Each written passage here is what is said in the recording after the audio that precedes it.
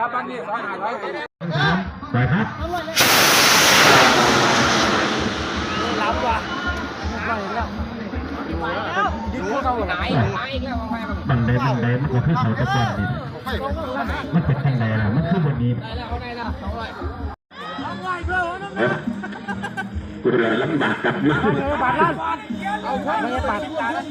สี่2 3ไปครับอาชีพมันโดนอาชีพมันโดนไปหลังนั้น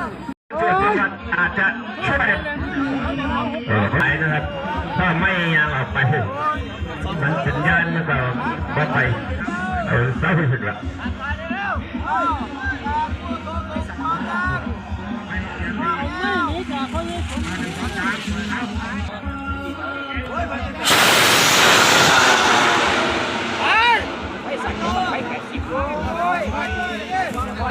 แขกทุกท่านนะครับบางทีแม่บ้านดูแลไม่ทั่วถึงก็ดาบ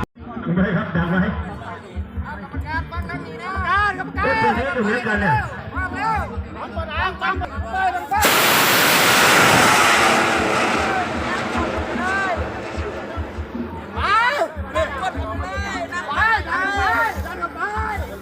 ไม่ให้ผู้ไปบังไฟเบียกรรมการเขาไม่รู้เรื่องนั่นเป็นจุดเนี้ยขึ้นไป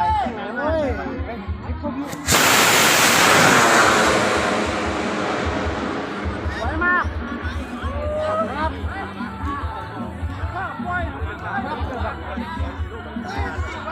ไปเขาจ่อล่างมากเลยเนี่ย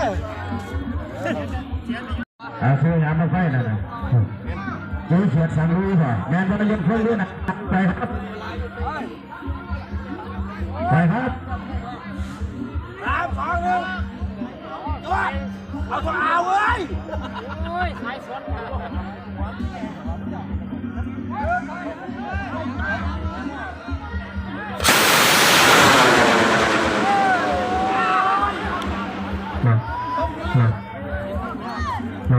3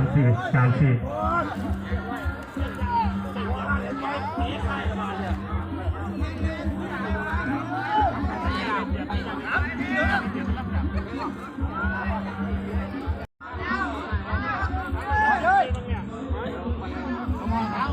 หมอขาวครับหมอขาว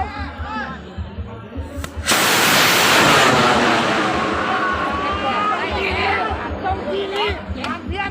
ต้องทีนี้ต้องทีนี้มาเนี่ยรับไม่ได้เวลากล้องมา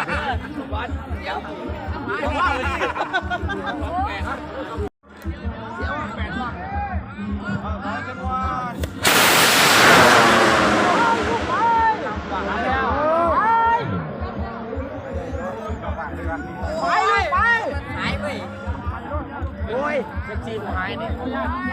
ถูกใจแขนออกตัวที่กันปั้นรถเขา